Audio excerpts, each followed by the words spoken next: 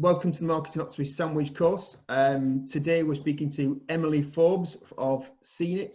I've only just met Emily just before we started recording, so actually I don't know too much about Emily, but I've had a look on Xenit and seen the great stuff that she's doing with user-generated recordings and how to kind of put that into marketing usage, which is what we're all here for. So actually, I'm going to just hand over to Emily to begin with and allow her to introduce herself, and then Emily can tell us all about Xenit and how that works. Brilliant. Thank you so much, and thanks everyone for having me today.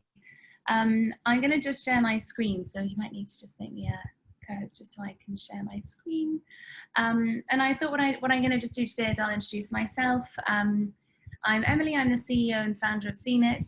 My background is all in production, video, documentary, storytelling, and in the last 6 years I've been specifically investing all my time and energy in user-generated content. User-generated content can be photos, but what we specifically do is video, so it's user-generated video, or UGV as we call it. And I'm going to sort of run you through some examples, take you through the benefits of it, as well as just talk to you a little bit about Xenit and the platform that I founded to enable organizations to also create user-generated video with their own communities. So I'm just going to share my screen now, so you can hopefully see it all okay. Brilliant. You've got it all up? Cool. Yeah, all working. Perfect. Okay. So one thing as well, actually, you'll note through this presentation is any still imagery that you see, a bit like the one on the right, has all been captured by our team. So everything is completely community powered or people powered through our business. As I've just sort of done a quick introduction to myself, I also just will give a quick introduction again to user-generated video. So what it means is it is video content captured by real people on their phones in the moment, and that is then used for marketing purposes. So rather than relying on traditional production where you have a camera crew and producers and lights, camera, action, this is much more raw, much more real. And actually especially since kind of lockdown, in the last 6 months, we have seen a massive spike in how people have embraced user-generated video throughout their communications. I thought I would start with a couple of examples, just to show you, just to kind of, get everyone in the mood. So the first one is around a company called Beauty Stack. So Beauty Stack powered or kind of gave their community a voice during lockdown because the government were very late to open beauty back up as an industry.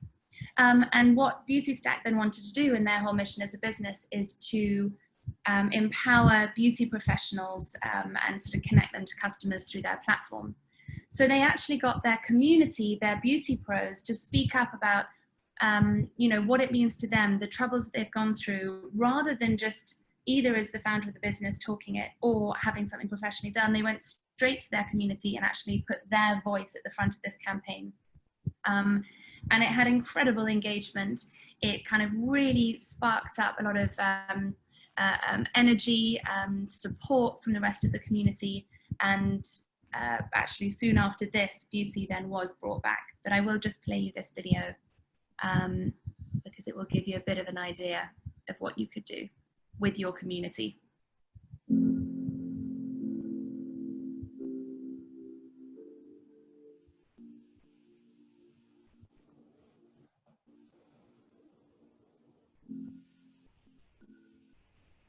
Boris. I am a cosmetic and medical tattooer, makeup artist, founder of NailByNep, and I have had no income since the 20th of March. No financial help from the government. And you could safely say we've lost a lot of money. Looking at about £35,000. 50 to 60,000 pounds. About 30 grand. It's been a really difficult time.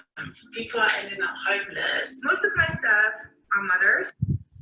So I won't play much more of the video, just 30 seconds, but what you'll see is from this in particular, and I'm sure you feel the same, is hearing from the beauty pros themselves, and it's their words, is so much more powerful, so much more impactful than if you were reading it in text or if you were seeing it, again, maybe professionally shot with one person.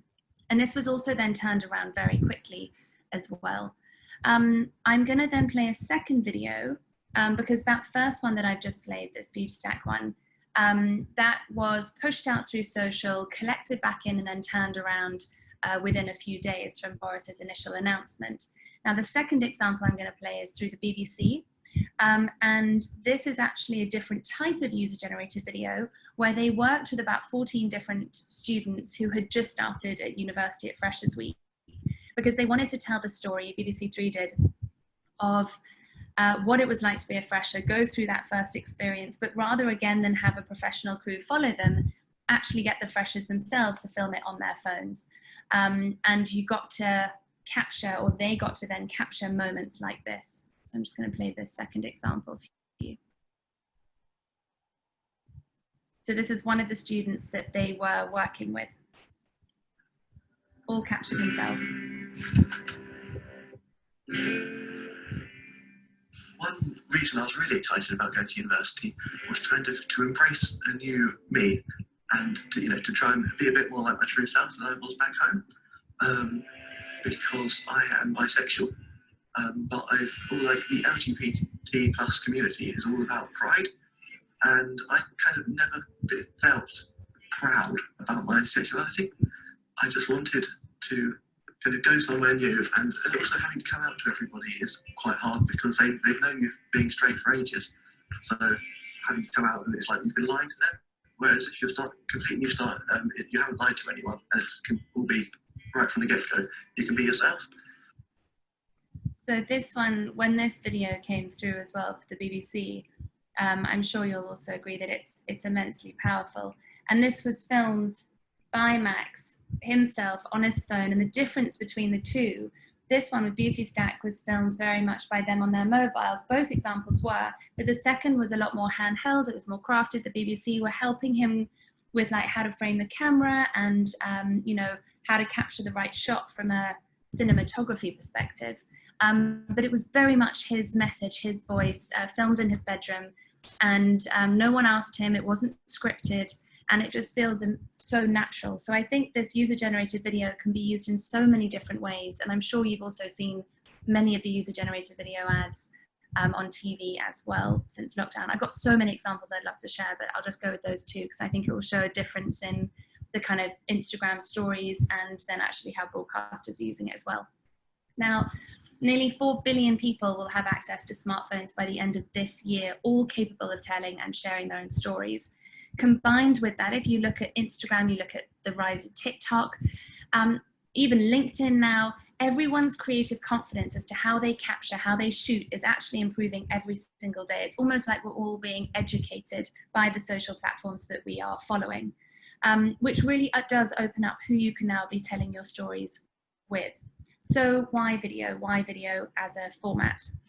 So viewers retain 95% of a message when they watch it in a video in comparison to when reading text. So if you're wanting to communicate a message very clearly and impactfully, a video is the way to go. A lot of that is due to body language. You can relate to someone, it feels human. At the same time, 50% of internet users look for videos relating to a product before visiting a store. So everyone is now doing their research before they go in store, not to look at photographs, but actually to see a video, ideally by a customer. And then also 92% of users that watch videos on social media, on their mobiles, do share with others. That's not to say that they share every single video, but on the whole, if you're a video watcher online, you're going to be sharing it across to your friends.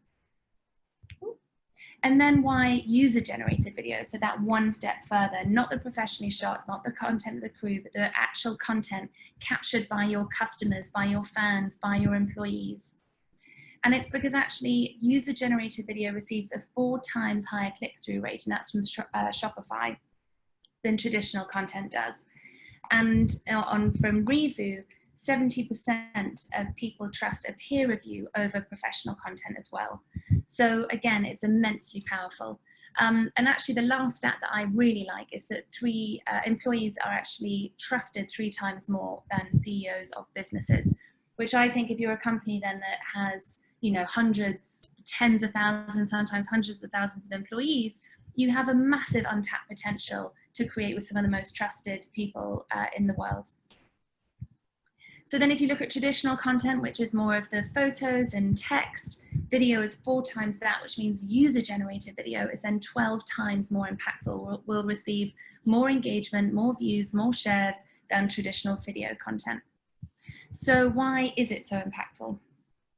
Because user-generated video captures those moments that a crew never could. A bit like that, actually both examples that I shared. On the first one, they had about 50 different beauty pros that they wanted to champion the voice of. Now you could, and they were all over the UK, you could try and get a camera crew to go around all those different locations, but you're not going to be very timely and you're not going to be able to be reactive and relevant with your message. Whereas what user-generated video enables you to do is be super reactive and get a very timely message out online, which again with social media is so, so important. But also on the second example with Max from Freshers Week, you know, even if you had lights, camera, action in his room, you know, prompting, I doubt you would get that same message. He might not have even felt comfortable to have said what he said. But this is user-generated video puts the control into the customer, into the fans' hands themselves, which means they open up in a totally new way. And you'll get just a different level of engagement or emotion than if a professional crew was there. The second is it's actually captured by the people who are living it. So it's so much more trustworthy, it's so much more believable, because again, rather than someone filming someone who's living it, you've got as close to the source as possible. One of the founders from Vice actually said that the best kind of storytelling and journalism you can do is when you are as close to the source as possible. And that is exactly what user-generated video immediately enables you to do. So what is Xenit? So Xenit's the company that I founded, and we are, as you can probably tell, we're super passionate about this space. We feel that it's still a really fledgling genre, even though more and more user-generated videos being captured, being shared, whether it's now on LinkedIn, on YouTube, on TV, but I still think there's so much more that can be done with this medium. So Xenit is a platform that is helping businesses to embrace this new type of content. We are the people-powered video platform. So I'll give a quick introduction just to Xenit. So we are an enterprise leading video solution. One thing I did actually just want to add is we are also launching a more self-serve product so that we can work and support smaller businesses, and we actually have a beta program out at the moment. So if you wanted to get in touch with us and ask about that, please do. The way that Xenit works though is the platform is in 2 parts. There is a video capture app, and then there is a private online studio. What this does is enable you to now direct and collect video from anyone, anywhere in the world, removing all of the barriers that traditional production put in place, whether that is logistics, time, budget, access, schedule. That's now broken down, which also means you can tell, or have no excuse not to tell, truly diverse and inclusive stories as well. So the way that the platform works is you would create a project in the private online studio. You write in filming directions into the video capture app. So this is introduce yourself, can you answer this question, and how do you feel about X? That is then pushed out to anyone that you want to create within the app. They would download, they would answer the videos, answer the questions you had in, submit the videos, and all of the legals are also taken care of in the product as well. So as you capture and collect any content, you can then use that for both internal and external marketing purposes. As you collect and curate, you can then filter, you can bookmark, it's fully collaborative, so you can be working on projects across, you know, different teams or with different team members. And then you can also look to edit that content as well. So once you've collected it in from multiple sources, it's all private, it's all controlled, legals are taken care of, and then you can pull it into the edit studio where you can start to turn it into collaborative stories, as you saw with the Beauty Stack first example, which was all created through Xenit. So that's a little bit on Xenit. I'm really keen to have a discussion and answer some questions. These are some of the customers that we're working with, and as you can see as well on the left, we've now helped them tell over 420,000 stories to date. And as you can see as well, there's such a broad range of businesses. We actually work across kind of government, pharma, banking, tech, media, but the main thing they all want to do is create with the people who are actually living in the situations around the stories they want to tell.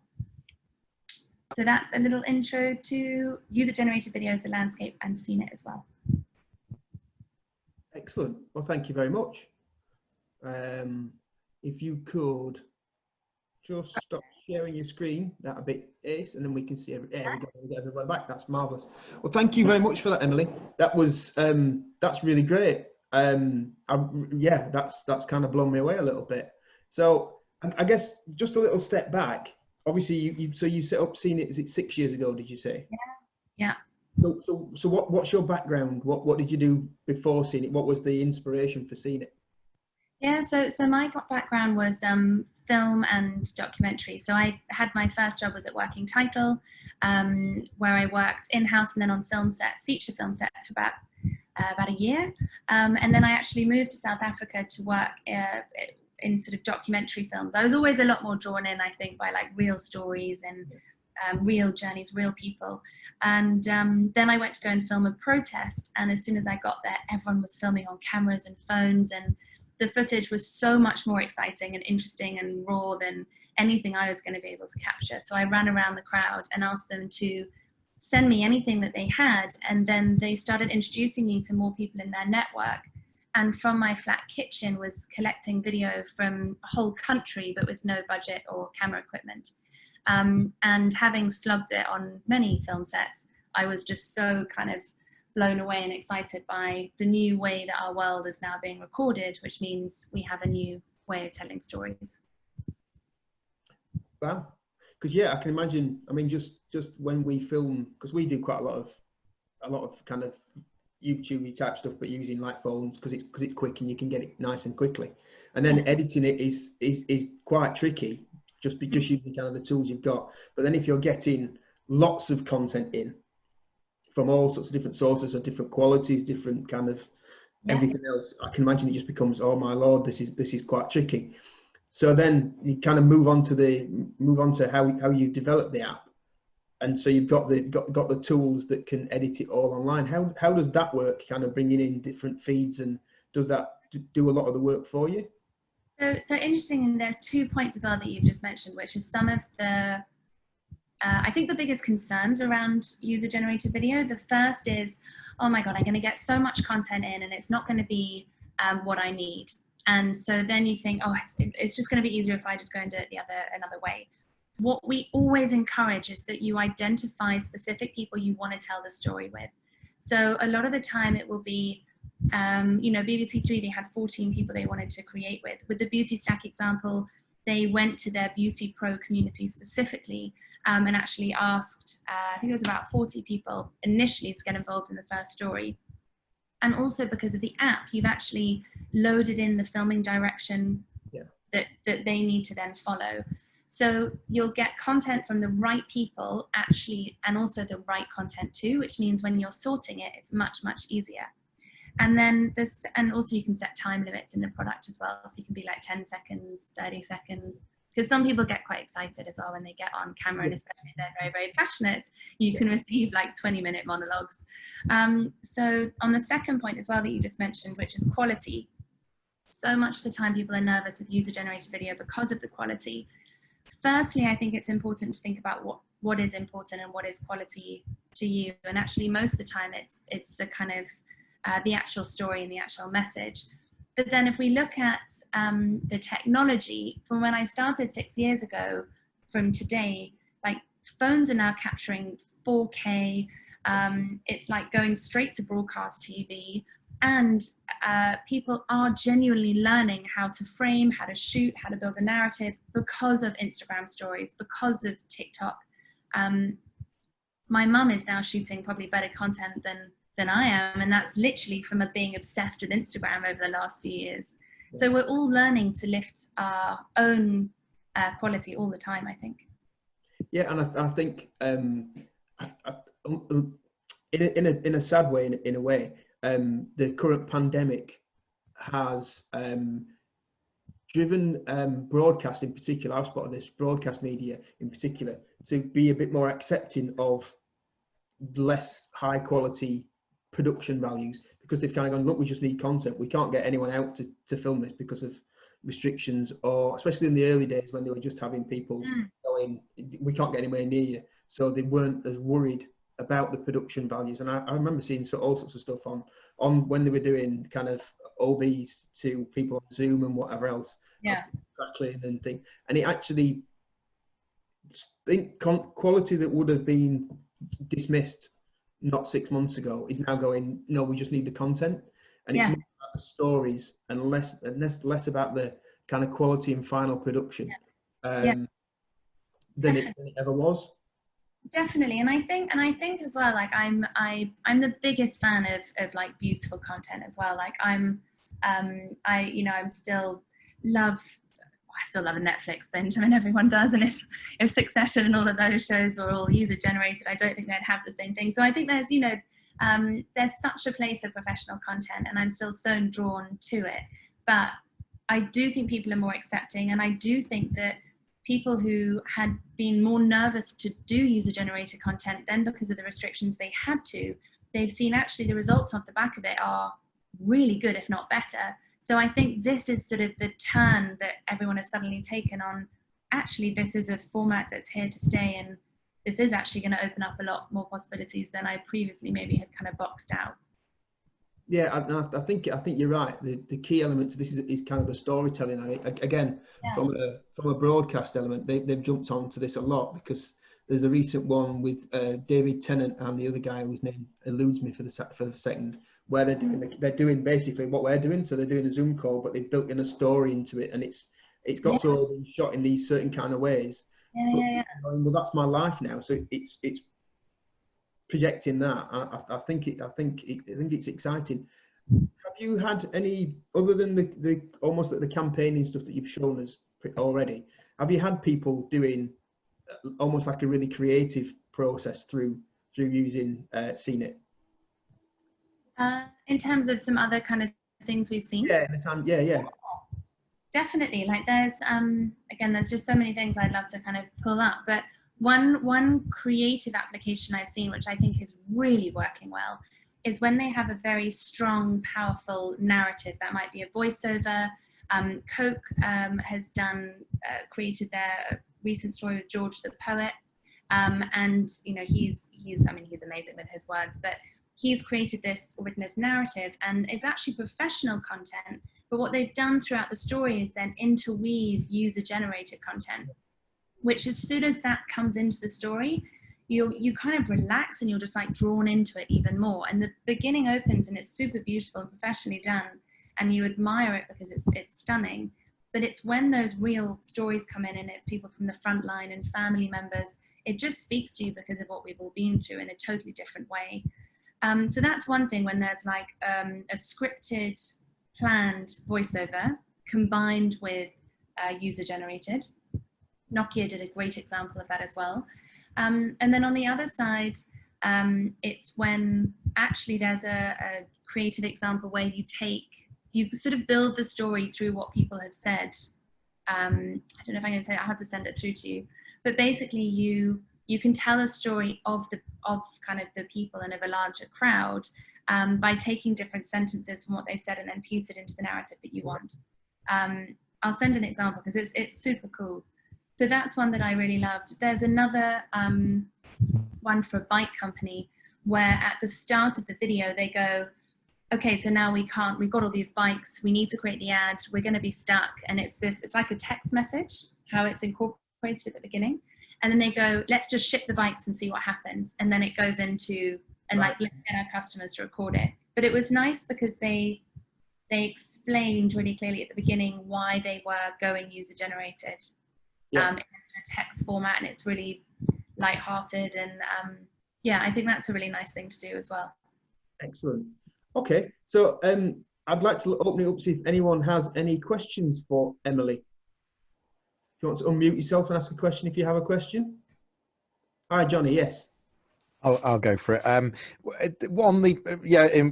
Impressive. On the platform itself, on the editor, is it, how advanced is it in regard to adding branding, overlays, stuff like that? Really good question. So the editor, it's not going to compete with Premiere Pro. but it is better than the basic editors that are out in the market. You absolutely can load in any of your own assets, and we can also do something for you where we can create, we call it sort of a brand ready editor, where we will lock in your colors, fonts, logos. So anyone that goes into the platform to edit has to follow your brand guidelines. Okay. So either you can load in your own assets yourself, or we can lock them into you so no one can use Comic Sans if you don't want that. Great. That's really good, because one of the things is about editing. As I said, even with this video, I'm going to get the download of this, and then I've got to edit it and put things together, punt it at the front and the end. And online editors just, I mean, we use Canva a little bit, and Canva's great for editing little snippets and branding. But obviously, when you're pulling together, I don't know, content from 40, 50, 60, 70 people, you need something really robust. Yeah, and I think look, so I think so much of anything, whether it's user generated or not, is in the edit, isn't it? Like, the edit is so important to any story that you're looking to pull together. And what we're wanting to do with Xenit as well is really instill creative confidence and get people to understand that they can create, because I still think that editing and video production is something that people they shy away from, or they get nervous about. And actually what user generated does is it again opens that up. So our platform, everything that we're designing and building is around templating, education, hand-holding, making it as simple as possible so people do understand that they are able to tell stories themselves. Cool. So does anyone else have a question for Emily? No? I've got another one. Yeah. The beta program, Yes. for small businesses, how would that work? Oh, please just get in touch, and I will introduce you to someone else in the team. This is what Charles is currently on at the moment.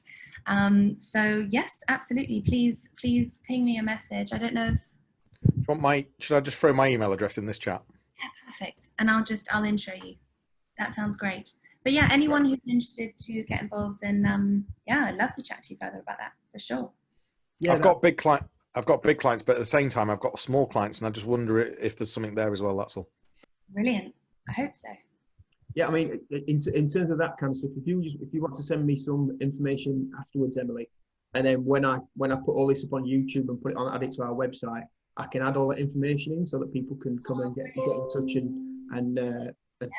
and do exactly what Johnny wants to do. I think we might have some interesting clients. I mean, I'm just thinking of some of our clients that we've got at the moment who, again, telling that story. We're about to launch a website for a client who is doing something quite similar in the furniture kind of way. Cool. Not quite the same, but this could be a nice adjunct to it. Yeah. Lots of two wobbling around with it, but yeah, it's all going to be free at least until the end of the year anyway. So that's well, that's even better. Yeah, yeah, even better to get involved. So yeah. Excellent. Okay, so just before we kind of wrap up, there's last chance. Anyone got anything they would like to ask Emily? Fantastic. You must have explained it amazingly well, Emily. I must say I'm really excited about Xenit, and I think I'll be in touch as well about the beta. Give it a go, because video is just so important, and that's one of the reasons why we started the webinars, because it just brings it to life. It's much better having people talk in a normal way and in a natural way. So yeah, Emily, so thank you so much for telling us all about Xenit and taking the time out of your day. That's really appreciated. Yeah, no, that's all good. Thank you so much for having me again, and so lovely to meet all of you. Johnny, look forward to speaking, and yeah, great to chat to you all. That's great. Well, thank you very much.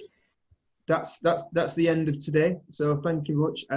I'll have the recording hopefully by the end of the day on YouTube, and I'll send you all the links, and then it'll be shared and put on social and everything else. So that's great. Brilliant. Cool. Thanks so much. Good. Thanks, guys. Thanks so much. Thank you.